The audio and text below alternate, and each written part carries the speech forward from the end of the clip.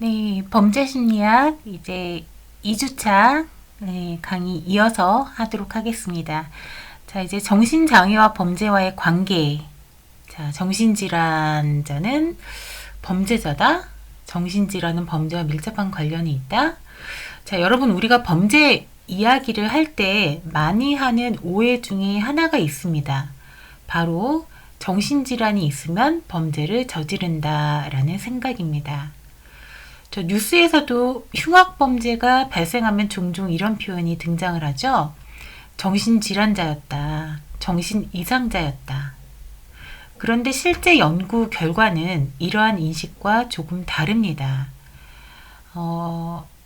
정신장애와 범죄의 실제 관계 좀 보시자면 먼저 중요한 사실부터 이야기하도록 하겠습니다.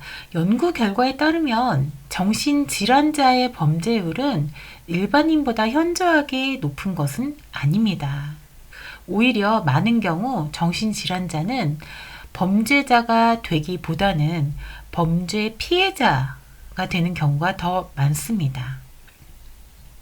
예를 들어 조현병 환자나 우울증 환자들은 사회적 고립이나 경제적 어려움 때문에 오히려 피해 위험이 더 높은 집단으로 연구에서 나타나기도 합니다. 따라서 정신질환은 범죄라는 단순한 공식은 학문적으로는 맞지 않는 주장이다 라고 할 수 있겠습니다.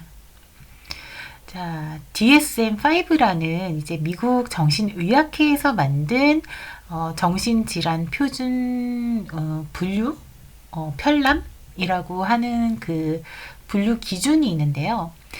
그렇다면 이제 왜 정신질환과 범죄를 같이 이야기를 할까요? 여기서 이제 그 중요한 것이 DSM-5입니다. DSM-5는 정신질환을 분류하는 국제적인 진단 기준입니다. 정신질환이라고 해서 모두 동일한 특성을 가지는 것이 아니라 매우 다양한 유형이 있습니다. 예를 들어서 이제 우울장애 같은 것도 있을 수 있고요. 불안장애, 뭐 조현병, 양극성 장애라든지 뭐 인격장애, 뭐 다 인격장애 같은 건 이제 나중에 그 성격장애 다음에 비중 깊게 우리 인격장애 파트도 살펴볼 거거든요. 그런 것들이 있습니다.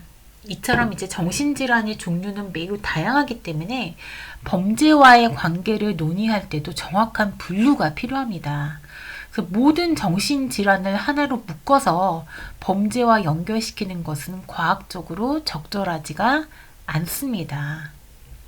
근데 이제 정신장애 중에서 범죄와 상대적으로 관련성이 높은 특정 유형이 분명히 있기는 있습니다.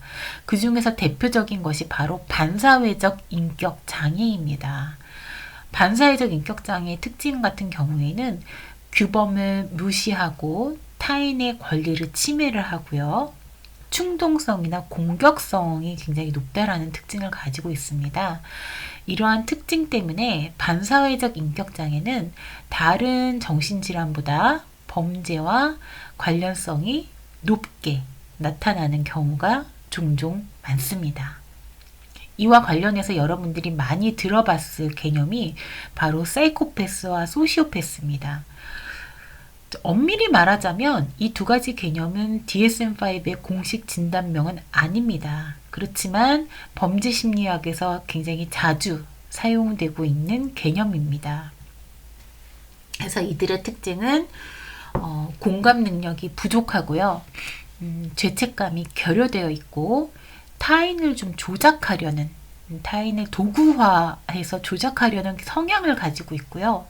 감정적으로 굉장히 냉담하다라는 특징을 가지고 있습니다.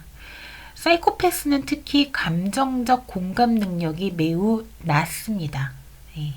그래서 타인의 고통을 제대로 이해하지 못한다라는 특징을 가지고 있죠.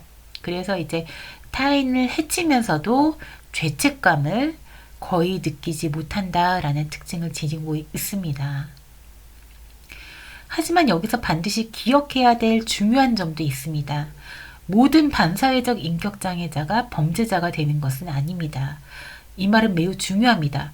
어떤 사람 같은 경우에는 반사회적 성향이 있다고 하더라도 또 사회적인 통제를 잘 받는다든지 아니면 관련된 직업이라든지 가족의 영향이라든지 후천적인 교육 등의 영향으로 범죄를 저지르지 않을 수도 있습니다. 이제 성향과 범죄라는 것이 반드시 일치하지 않습니다. 그래서 이제 정리해보자면 정신질환이 있다고 해서 범죄율이 일반인보다 반드시 높지는 않습니다. 그리고 정신질환은 매우 다양한 유형이 있기 때문에 DSM-5 기준에 따른 정확한 분류가 필요합니다. 그 중에서도 반사회적 인격장애, 사이코패스, 소시오패스 이런 유형은 범죄와 상대적으로 관련성이 높게 나타날 수 있습니다. 그리고 이제 마지막으로 중요한 점은 모든 반사회적 인격장애자가 범죄자가 되는 것은 아니라는 것입니다. 자, 그래서 이렇게 정신장애와 범죄와의 관련에 대해서 살펴보았습니다.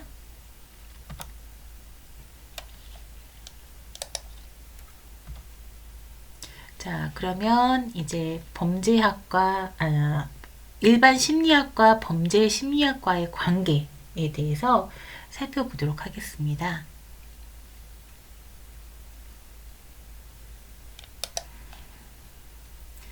자, 지금부터는 범죄 심리학이 어떤 학문인지 조금 더 구조적으로 이해해 보도록 하겠습니다. 여러분이 지금 배우고 있는 범죄 심리학은 사실 완전히 새로운 학문이라기보다는 일반 심리학을 범죄 현상에 적용한 학문이라고 볼 수 있습니다.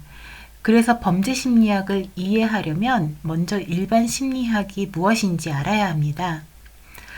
일반 심리학은 인간의 행동과 심리 과정을 연구하는 기초 학문이라고 할 수 있겠습니다.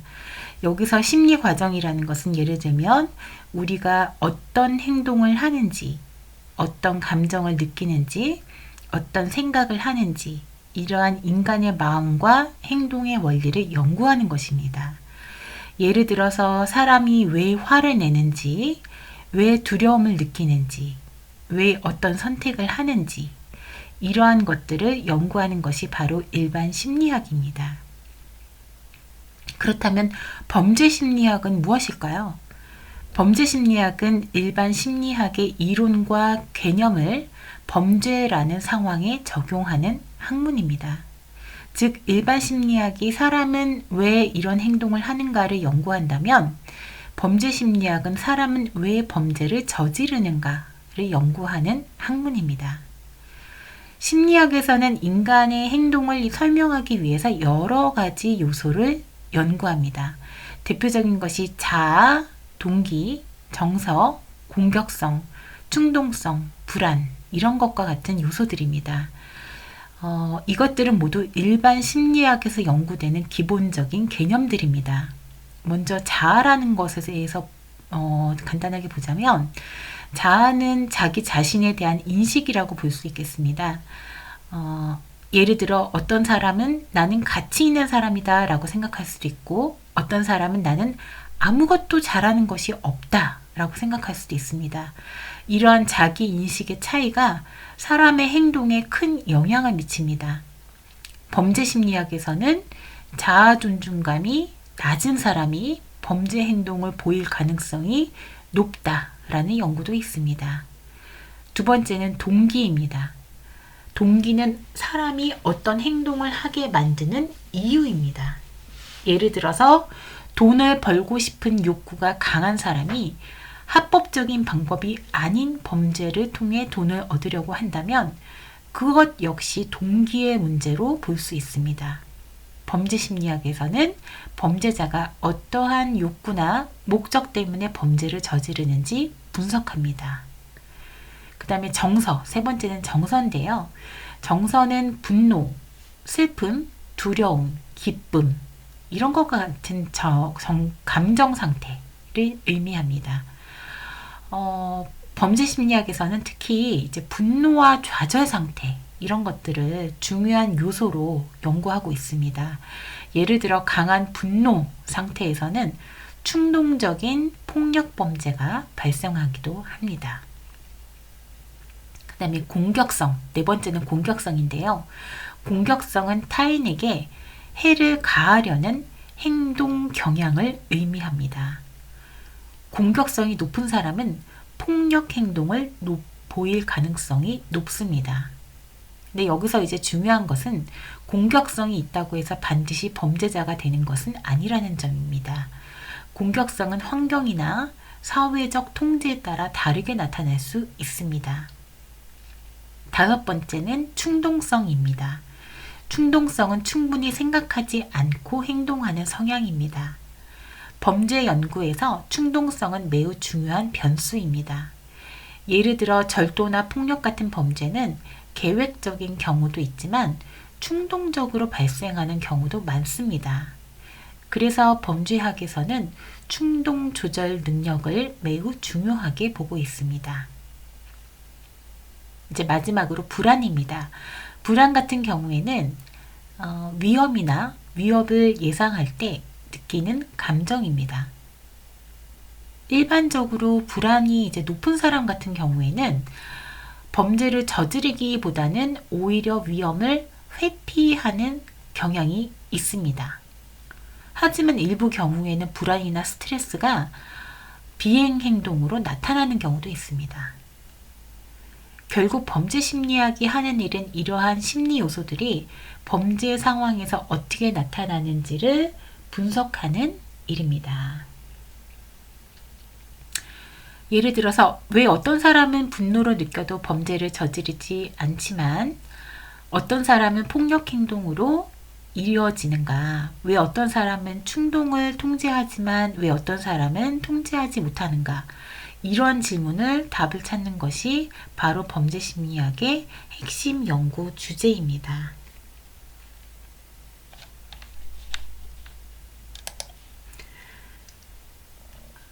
앞서 우리가 이야기했던 것처럼 범죄 심리학은 일반 심리학에서 연구하는 여러 심리 요소들이 범죄 상황에서 어떻게 나타나는지를 분석하는 학문입니다.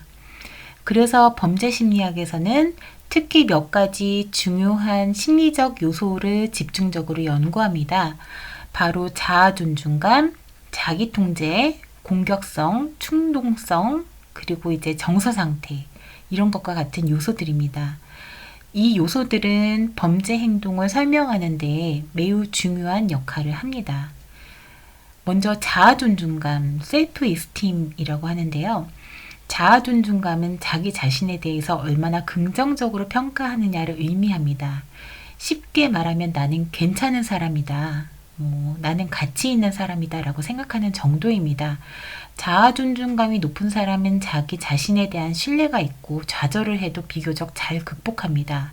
하지만 자아 존중감이 낮은 사람은 자신을 무가치하게 느끼거나 타인에 대한 평가, 그러니까 타인이 자신을 보는 평가 있죠? 타인의 평가에 대해서 매우 민감하게 반응하기도 합니다. 범죄 심리학 연구에서는 특히 청소년 범죄에서 낮은 자아 존중감이 비행 행동과 관련 있는 연구가 많이 보고됩니다. 예를 들어 자신이 인정받지 못한다고 느끼는 청소년이 폭력이나 일탈 행동을 통해서 자신의 존재감을 드러내려 하는 경우도 있습니다. 두 번째, 자기 통제, 셀프 컨트롤. 네, 두 번째로 중요한 개념은 자기 통제입니다. 자기 통제라는 것은 자신의 충동이나 욕구를 조절하는 능력을 말합니다. 예를 들어서 누군가에게 화가 났을 때 바로 폭력을 행사하지 않고 참는 능력, 또는 당장의 이익보다 장기적인 결과를 고려하는 능력, 이것이 바로 자기 통제입니다. 범죄학에서는 자기 통제 이론, 셀프 컨트롤 티오리라고 해서 굉장히 중요한 이론이 있습니다. 이 이론에 따르면 자기 통제 수준이 낮은 사람일수록 범죄를 저지를 가능성이 높다라고 설명을 합니다. 왜냐하면 범죄는 종종 즉각적인 만족, 빠른 이익, 위험에 대한 낮은 고려, 이것과 관련이 되어 있기 때문입니다. 세 번째는 공격성, aggression. 그래서 세 번째는 공격성입니다. 공격성은 타인에게 신체적 또는 심리적 피해를 주려는 행동 경향을 의미합니다. 공격성이 높은 사람은 분노 상황에서 폭력, 위협, 파괴적 행동을 보일 가능성이 높습니다. 특히 범죄 심리학 연구에서는 폭력 범죄와 공격성 사이의 관계가 매우 많이 연구되어 있습니다. 예를 들어서 폭행, 강도, 살인과 같은 강력 범죄는 공격성과 깊은 관련이 있는 것으로 알려져 있습니다. 자, 네 번째는 충동성입니다. 충동성은 충분히 생각하지 않고 즉각적으로 행동하는 성향을 이야기를 합니다. 그래서 충동성이 높은 사람은 결과를 깊이 생각하지 않고 순간적인 감정에 따라서 이제 행동하게 되는 경우가 많은데요. 예를 들어서 이제 길거리에서 사소한 시비가 붙었을 때 어떤 사람은 잠시 생각하고 상황을 피하지만 충동성이 높은 사람은 바로 폭력 행동으로 이어질 가능성이 높습니다. 그래서 이제 범죄 연구에서는 충동성과 범죄 사이의 관계가 매우 중요하게 연구가 됩니다. 이제 정서에서는 이제 분노, 불안, 스트레스 이런 것들이 이제 중요한 요소인데요. 대표적인 게 이제 분노, 불안, 스트레스, 정서 상태죠. 특히 분노는 이제 폭력 범죄와 매우 밀접한 감정입니다. 사람이 강한 분노 상태에 있을 때 판단 능력이 약해지고 충동적인 행동을 할 가능성이 높아집니다. 또한 스트레스가 심한 상황에서는 사람이 정상적인 판단을 하지 못하고 일탈 행동을 보일 가능성도 있습니다. 그래서 많은 범죄자에게서 나타나는 공통 특성을 보시면 심리학 연구, 범죄 심리학 연구에서 이제 많은 범죄자들에게서 몇 가지 공통적인 심리적 특성이 발견이 되는데요. 대표적인 것이 낮은 자아 존중감, 낮은 자기 통제 이것입니다. 그래서 이제 자기 자신에 대한 안정된 인식이 부족하고요. 충동을 조절하는 능력이 낮은 경우 범죄 행동이 나타날 가능성이 높습니다. 또 이제 많은 범죄자들은 높은 충동성과 높은 공격성을 가지고 있어서 정서 조절 능력이 부족하다라는 특징을 보입니다. 정서 조절 능력이 부족하다는 것은 예를 들어서 분노를 느꼈을 때 그 감정을 적절하게 통제하지 못하고 폭력이나 파괴 행동으로 표현하는 경우를 말합니다. 특히 이제 범죄 연구에 있어서 공격성은 강력 범죄와 매우 깊은 관련이 있습니다. 강력 범죄라는 것은 예를 들어서 이제 살인, 강도, 강간이나 폭력 범죄 이런 거와 같은 범죄를 의미를 하는데요. 이러한 범죄에서 공격성이 중요한 심리적 요인으로 작용하는 경우가 많습니다. 따라서 이제 범죄 예방을 위해서 공격성 조절과 감정 조절 능력을 매우 이제 깊게 보고 있습니다. 정리를 해보자면 범죄 심리학에서는 범죄 행동을 이해하기 위해서 자아 존중감, 자기 통제, 공격성, 충동성, 정서 상태 그리고 이제 많은 범죄자들에게서는 낮은 자아 존중감, 낮은 자기 통제, 높은 충동성, 높은 공격성, 정서 조절 실패 뭐 이런 것들을 이런 거와 같은 특징이 나타나는 경우가 많습니다.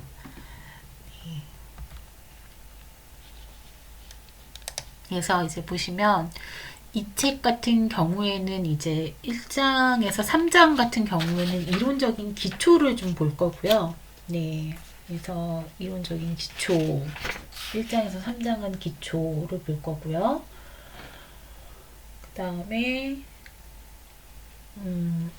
1장 같은 경우는 이제 뭐 범죄 심리학의 정의에서 이제 뭐 범죄 심리학이 범죄학과 그 심리학의 어떤 분야를 차용하고 있는지를 중심으로 지금 이제 보고 있죠. 네. 그 다음에 2장은 이제 범죄 심리적인 특성을 자아와 공격성을 중심으로 이제 살펴볼 거예요. 그래서 그거를 이제 볼 거고요. 그 다음에 3장에서는 부정적인 정서 감정을 어떻게 측정하는지, 예, 그래서 이제 범죄와 어떤 관련성을 갖는지 학습하고 이러한 심리적인 특성을 연구한 경험적 연구 결과들을 이제 개관해서 살펴볼 거고요. 그래서 이론적인 기초를 볼 거고, 그 다음에 이제 4장에서 7장이 정신장애 및 범죄 원인론입니다. 그래서 4장에서는 범죄 심리학 관련 이론들을 볼 거예요. 예, 이론들. 그래서 이제 범죄 행위 원인을 설명하는 이론은 주로 범죄학에서 개발되고 발전된 이론들을 사용을 해 왔는데요. 그 중에서 이제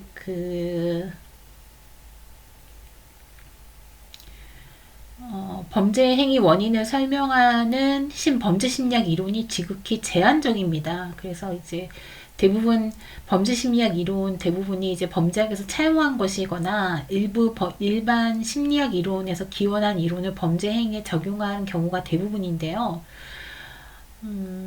예를 들어서 이제 그 프로이트의 정신분석 이론 같은 경우에는 인간의 심리와 정신 세계를 이해를 가능하게 한 탁월한 이론이지만 한 개인의 범죄 행위를 설명하기 위해서 개발되고 발전된 이론은 아니죠. 예, 그래서 이 책에서는 이제 범죄학과 일반 심리학에서 다루는 이론들 중에서 개인 심리와 개인 환경적 측면이 범죄 행위가 원인이 된다는 이론들만 따로 추출해서 따로 다룰 겁니다. 그래서 제4장에서는 범죄 심리학 이론들 중에서 일반 심리학의 그 뿌리를 둔 이론들, 그래서 이제 정신분석 이론이나 인지이론, 인성이론, 성격이론 등 뭐 이런 것들을 합숙을 할 예정이고요. 제5장에서는 범죄학에서 태생된 이론들 중에서 개인 환경과 미시적 차원의 범죄 이론들, 원인론을 주장하는 이론들을 다룰 것입니다. 미시이론, 거시이론 같은 경우는 이제 사회 환경적인 그 측면을 좀 더 강조를 하는 이론이기 때문에 여기 범죄 심리학 이론이랑은 좀 안 맞는다라고 생각이 되기 때문에 그 이론은 뺄 거고, 여기서는 이제 미시이론을 주로 다룰 생각입니다. 네. 그래서 4장에서는 심리학적 범죄 배경의 범죄 원인론을 다룰 것이고, 5장은 범죄학의 뿌리를 둔 범죄 심리학적 원인론, 예를 들면 인간 행위의 원인을 둔 사회 구성원들 간의 상징적 상호작용을 통해 파악할 수 있는 상징적 상호작용론의 근간을 둔 사회학습이론, 사회유대이론, 낙인이론, 자기통제이론, 일반긴장이론 등을 중심으로 범죄 행위의 원인을 고찰을 할 예정이고요. 6장에서는 정신장애, 정신장애와 범죄 심리와의 관계를 이제 살펴볼 예정입니다. 정신장애. 그래서 정신병력이 있는 범죄자들을 분류를 해보고요. 그 다음에 그 대표적인 기준으로 이제 미국 정신의학회 APA, 아메리칸 그 사이치아트릭 어소시에이션 APA, 여기서 이제 발간하는 정신장애 진단 및 통계 편람, 5판, DSM-5, 여기서 이제 그 기준으로 DSM-5를 통해서 범죄와 정신장애 관계를 규명을 할 거고요. 그 다음에 7장에서는 정신질환은 아니지만 대표적인 이상성격장애인 반사회적 인격장애와 범죄심리와의 상관관계를 학습할 예정입니다. 그래서 범죄는 지극히 환경의 영향을 받으며 사회 구성원들 간의 사회적 상호작용을 통해서 발생이 되는데, 사회적 상호작용 과정에서 발현되는 인간의 성격장애는 범죄를 결정하는 요인 중에 하나인데, 어떠한 성격의 소유자들이 범죄를 저지를 가능성이 높은지를 살펴보는 것은 범죄 심리학의 중요 과제 중에 하나인데, 반사회적 성격장애 일종인 사이코패스와 소시오패스에 대해서도 살펴볼 예정입니다. 그래서 이제 반사회적 인격장애에서 사이코패스, 소시오패스와 이제 이런 것들이 어떤 점에서 유사하고 어떤 점에서 상이한지 이런 것들도 이제 살펴볼 예정입니다. 그래서 7장까지는 이제 이론적인 내용을 볼 거고요. 8장부터는 범죄 유형별 심리적 특성을 볼 거예요. 여기서부터 이제 여러분의 과제와 발표가 이제 이루어질 거예요. 그래서 살인, 성범죄 방화, 여성범죄 스토킹, 약물범죄, 절도범죄까지 이렇게 하나, 둘, 셋, 넷, 다, 일곱 가지 범죄 유형에 대해서 이제 여러분 이제 중간고사 이후에 이제 하나하나 살펴볼 거예요. 발표 수업과 병행해서 이제 이루어지도록 수업이 이루어지도록 할 겁니다. 네. 정리를 하자면 오늘 수업을 정리를 하자면 범죄는 개인과 사회의 상호작용 결과고요. 범죄 심리학은 개인의 미시적 요인을 연구를 하고 있고 심리학은 범죄 이해의 필수 도구이고 정신질환과 범죄는 단순 연결하는 것은 불가능하다. 네, 여기까지 진행을 하겠습니다. 나머지 이제 2강부터는 이제 교실 강의실에서 진행하는 걸로 하겠습니다. 수고 많으셨습니다.